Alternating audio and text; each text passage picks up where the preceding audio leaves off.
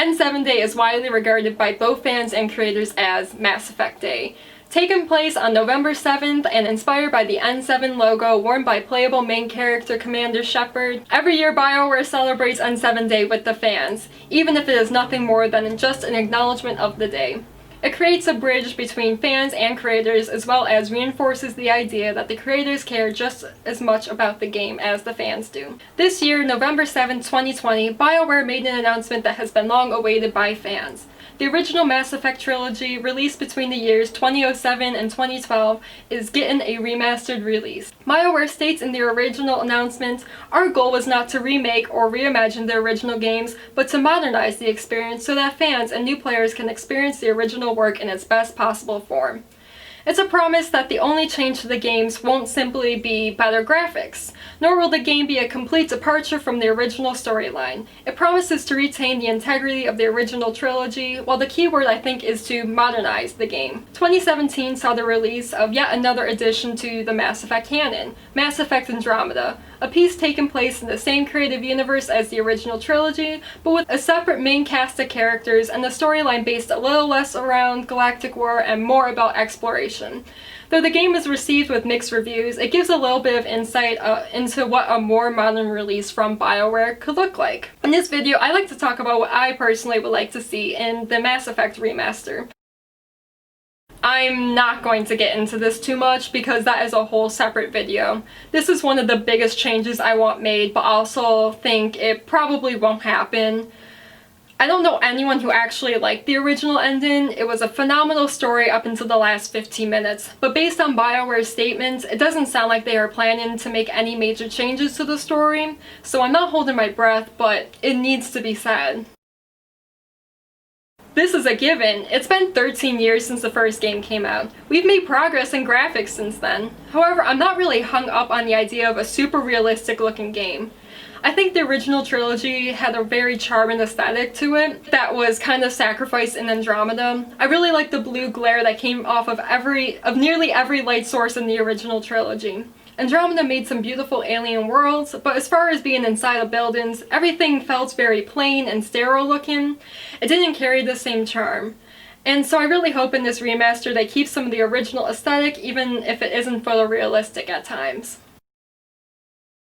Overall, I'm not really looking for character redesigns. However, the fashion of the original games sucked. The outfits kind of look futuristic, but were also kind of just plain ugly. I've seen rave wear that looks better and more futuristic than the clothes we got in the original games. Also, this might be an unpopular opinion, but I really like how armor was done in Mass Effect 1. There isn't the same sort of customization aspect the later games allow, but I like being able to change my squad's armor and being able to all match. This actually is low on my list of priorities, admittedly, but it was worth mentioning in my opinion. Listen, I play these games as an overly complicated dating sim. I really could care less about the actual combat of the game, and most of it is just me trying to get through it to unlock the next cutscene. However, I absolutely hated how Andromeda changed combat. They eliminated the shoot and cover aspect of the original trilogy with the goal to make combat fast-paced and fluid. It's just not my style and did not work for me. No longer was there this tactical aspect of combat, and without being able to order your squad to perform key combat skills and moves, it made choosing certain crew members to join your squad for each mission entirely pointless. Like, I just did not care who was with me anymore.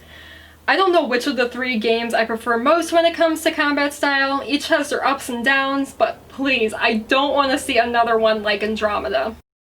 I give Bioware lots of credit for creating so many unique species and cultures within the first game. I can appreciate how much work that was, and I'm not expecting to see any new aliens added with this remaster. However, what the first game lacked was having female alien NPCs that weren't Asari.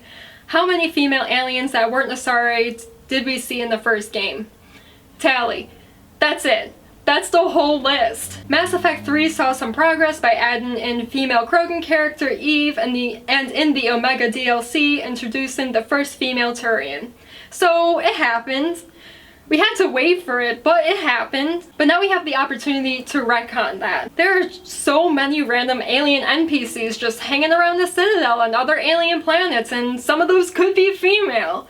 Andromeda helped fix this, which I really appreciated, and I would be utterly shocked if the remaster didn't. It kind of goes without saying that this is probably one of the things Bioware was talking about when they said they would be modernizing the games. But also, just as a side note, I know they tried to justify the absence of female Krogans by saying it's just Krogan society that males and females live separate from each other, that socially males are warriors and women child rear. There's also a major plot with Krogans that most of their women are infertile. And it makes me wonder, why aren't there more of these infertile Krogan women becoming warriors because they can't fulfill their social role, or even just leaving their home planet behind and finding their own way in the universe, again, because they have genetically failed at their social role. So I kind of like to see more Krogan women too in the background, and I think story-wise it would make sense too. Mass Effect was the first time I had seen opportunity for a same-sex relationship in the video game, with Liara as a romance option for female Shepard as well as male. The Progression 2 games further leaned into these options, adding 2 canonically gay characters, Samantha Trainer and Steve Cortez, as romanceable options for a same-sex Shepard in the final installment of the series. Try saying that's 5 times fast. Kaidan Alenko, a character introduced in the first game and available as a romance option for female Shepard, becomes an option as well for male Shepard in Mass Effect 3. So each gender has about 2 same-sex options, which is great, but we can do better. Compared to how many heterosexual options there are, I think we could stand for a little more choice. And I'm not saying we need new characters added to the game either. One decision that has always bugged me was, despite Jack being canonically bisexual and having had past relationships with women, she rejects a female Shepard's advances, saying something along the lines of not wanting to be in a girls' club, whatever that means. That excuse never really made sense to me, and I hope Bioware decides to take it out and allow female Shepard to have a playable romance storyline with her similar to male Shepard. And while we're at it, I think Garrison Talley should be canonically bi. I really appreciate in Andromeda how one of the lesbian romance options was not an Asari. Most of the lesbian representation we see is with Asari, which is great. It was groundbreaking for the time, but we can go further. Homosexuality should exist in every alien species, but we don't get to see it. Also, there is no romanceable male alien for a male Shepard. It's equality.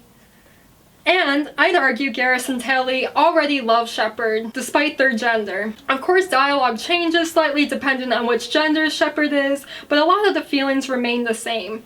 Respect, admiration, and loyalty. Garrison Talley are the only 2 characters who remain part of the crew throughout all 3 games. The romance plots with Shepard rely heavily on friendship, and neither of them are romanceable in the first game, but only starting in the second, further driving home that a prior relationship needs to be formed with them before it can become something more. And listen, I'm a sucker for a slow burn, but I wonder if it would be better to let a male Shepard romance Kaidan in the first game, just like a female Shepard could. Is it more romantic to wait as long as they did? As well as, I think there's just so much tension between these characters in the final game. I guess that could be really hot, but for me it made me question how smooth the relationship comes together for male Shepard. I mean, there is the possibility that the conflict between them is so strong and divided, Shepard is left with no other choice than to shoot and kill Kaidan. And somehow after this they are able to get together for the first time? Is that hot? I guess each romance option offers different things and plays on different tropes, and I certainly don't expect all of them to be all sunshine and butterflies, but it's a very different feel from what female Shepards is. Because for them, they were already a couple, and after years of being together, the relationship is being strained and tested. For them, it's more about choosing to stay together. This is the fun part. Each game, the player is able to romance an NPC of their choosing, cultivating into a TV PG sex scene. A lot of backlash Bioware has received about this game is for being too sexually explicit, but with each release, they have gotten bolder and bolder. In Andromeda, we finally get to see characters fully unclothed, butts and breasts exposed. I think one of the expectations that goes without saying is the love scenes to be more explicit in this remaster, and I'm definitely for it. Conan Exiles, a game released in 2017, featured full nudity and allowed players to customize breast and penis size. I think that's something we can expect for Mass Effect as well. And while I find it hilarious that Garrus goes to Shepard's cabin dressed in full armor while already knowing he was about to get laid, I like a little less to be left to the imagination. Online forums reveal that creators have suggested what some of the genitalia alien characters have might look like, then now that's a bit of lore I can sink my teeth into. Is it risque? Of course, but the games have always been. Elevators have become something of a meme in Mass Effect, particularly for their overuse of them in the first game. I mean, it really isn't interesting to watch a brief cutscene of Shepard and your chosen squad stand in an elevator.